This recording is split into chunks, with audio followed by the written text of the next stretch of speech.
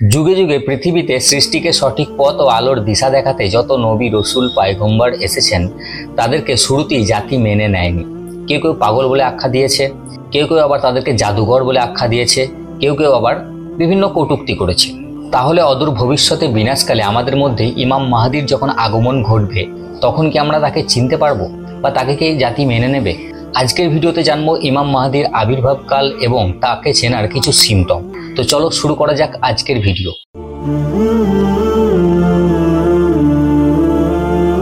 শুরু করছি মহান আল্লাহর নামে, যিনি পরম করুণাময় ও অতি দয়ালু। আসসালামু আলাইকুম ওয়া রাহমাতুল্লাহি ওয়া বারাকাতুহু। বন্ধুরা, মানুষ শান্তি চাই, স্বস্তি চাই, নিরাপত্তা চাই, নির্ঝঞ্ঝাট জীবন অতিবাহিত করার প্রত্যাশা করে। একবিংশ শতাব্দীতে অবস্থানরত মানুষ কি শান্তিতে আছে? এর উত্তর হবে নেতিবাচক। না, নেই। কেন নেই, কি জন্য নেই, এর সংবাদ প্রদান করে গেছেন সাইয়্যিদুল মুরসালিন খাতেমুন নবিয়্যিন মুহাম্মদুর রাসূলুল্লাহ সাল্লাল্লাহু আলাইহি ওয়াসাল্লাম। হযরত আলী রাদিয়াল্লাহু তাআলা আনহু হতে বর্ণিত, রাসূল আকরাম বলেছেন যে আমার মৃত্যুর পর কতগুলো নিদর্শন ক্রমেই প্রকাশ পাবে যা মহাপ্রলয়ের পূর্বাভাস বলে মনে করবে। যেমন দেশের শাসনকর্তাগণ জনগণের সম্পদকে আপনার ব্যক্তিগত সম্পদ বলে মনে করবে। জাকাত দেওয়াকে জরিমানা স্বরূপ মনে করা হবে। জাকাত দেওয়াকে জাকাত দাতাগণও জরিমানাই ভাববে। স্বামীগণ স্ত্রীগণের বাধ্য হবে এবং তাদের অনুগত্য হবে, তাদের অনুসরণ করে চলবে। পুত্র সন্তানেরা পিতামাতার অবাধ্য হবে। মানুষ আমানতের মালকে যুদ্ধ উপলব্ধ লুটের মাল বলেই মনে করবে এবং তা থেকে সে নিজের ইচ্ছে মতো ব্যয় করবে। সমাজ এত দুরবস্থা ও দুর্দশায় ভরে যাবে, সাধারণ মানুষ তখন মৃত্যু কামনা করবে। মূর্খতা ও অধর্মাচরণ অত্যন্ত বৃদ্ধি পাবে। প্রত্যেক গোত্র ও জাতির মধ্যে অসৎ ও লোভী লোকেরা সমাজের নেতা নির্বাচিত হবে। ব্যভিচার, মিথ্যাচার এগুলো বেড়ে যাবে। অশ্লীল গালিগালাজকে সমাজে একটা আলাদা প্রাধান্য দেওয়া হবে। এছাড়া বিভিন্ন প্রাকৃতিক দুর্যোগ বেড়ে যাবে, যেমন ভূমিধস, ভূমিকম্প, বন্যা, শিলাবৃষ্টি ইত্যাদি ইত্যাদি। আর ঠিক এই সময় যে রমজান মাসে সূর্য ও চন্দ্রগ্রহণ একত্রিত হবে তখনই ইমাম মাহদির আবির্ভাব ঘটবে। আর ঠিক এই সময় মুসলমানরা একটা যোগ্য নেতার অভাবে বিভ্রান্ত হয়ে থাকবে। ঠিক সেই সময়তেই ইমাম মাহদির আগমন ঘটবে। ইমাম মাহদিকে আমরা এবার চিনব কিভাবে, এবার সেই বিষয়ে আমরা বিস্তারিত আলোচনা করব।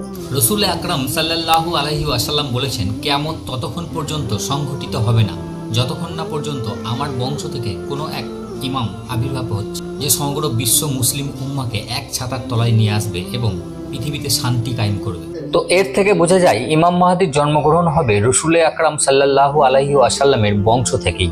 রাসূল আকরাম আরও বলেছেন যে যখন পূর্ব দিক থেকে ইসলামের কালো পতাকাধারী এক দল বের হবে তখন তোমরা তার সাথ দিও এবং তাদের হাতে বায়াত, যদিও বরফে হামাগুড়ি দিয়ে চলে তোমাদেরকে যেতে হয়, তাও তাদের সাথ দিও। অর্থাৎ এর থেকে বোঝা যায় ইমাম মাহদির জন্মগ্রহণ কোনো পাহাড়ি এলাকাতে হবে, কারণ পাহাড়ি এলাকা ছাড়া বরফ পাওয়া যায় না। বিভিন্ন হাদিস, ইসলামিক কিতাব ও আর্টিকেল স্টাডি করে আমি যতটা পেয়েছি ইমাম মাহদির আবির্ভাব সম্পর্কে এই ভিডিওয় সেই তথ্যগুলোই দিচ্ছি। অপর এক হাদিসে জানা যায় ইমাম মাহদি 40 বছর বয়সে আত্মপ্রকাশ করবেন পবিত্র কাবা শরীফের কাছে এবং হজের দিন। 40 বছর বয়স যাবৎ আল্লাহ পাক ইমাম মাহদিকে গোপন রাখবেন বিভিন্ন ফিতনা, ফেসাদ ও কাফেরদের হাত থেকে, যাতে তাকে কেউ হত্যা না করে দিতে পারে। কিন্তু এই আশঙ্কাতেই ইমাম মাহদির শত্রু সুফিয়ানি আরবের কিছু কুরাইশ বংশকে হত্যা করে দেবে, যাতে ইমাম মাহদি জন্মগ্রহণই না করতে পারে। কিন্তু তার জন্ম তার আগে থেকেই হয়ে থাকবে এবং ওই কালো পতাকাধারী ইসলামের যে দল যুদ্ধ ঘোষণা করবেন এদের বিরুদ্ধে এবং সর্বশেষে যুদ্ধে জয়লাভ করে ইমাম মাহদির হাতে সমস্ত ক্ষমতা তুলে দিয়ে তারা বিদায় নেবে। তো এই ছিল আজকের ভিডিওতে ইমাম মাহদি সম্পর্কে কিছু গুরুত্বপূর্ণ তথ্য। ইমাম মাহদি ইসলামের খলিফা নিযুক্ত হয়ে 7 বছর পৃথিবীতে রাজত্ব করবেন এবং গোটা বিশ্বে শান্তি কায়েম করবেন এবং তারপরে অবশেষে দাজ্জালের সাথে যুদ্ধও ঘোষণা করবেন তিনি এবং দাজ্জালকে পরাজিত করবেন। এই ভিডিওর তথ্য বেশ কিছু হাদিস, ইসলামিক কিতাব ও বিভিন্ন লেখকের আর্টিকেল পড়ে আমি নিয়েছি, কিছুটা উইকিপিডিয়া থেকেও নেওয়া হয়েছে। তো এই ভিডিও যদি কোনো তথ্য ভুল থেকে থাকে তার জন্য আমি ক্ষমা প্রার্থী। আমার ভুলটা আমাকে ধরিয়ে দেবেন, আমি সেটা শুধরে নেব। আর ভিডিওটি ভালো লাগলে অবশ্যই শেয়ার করে অন্যদেরও জানিয়ে দেবেন। দেখা হচ্ছে পরবর্তী ভিডিওতে, ততক্ষণের জন্য গুড বাই, ভালো থাকবেন, টেক কেয়ার।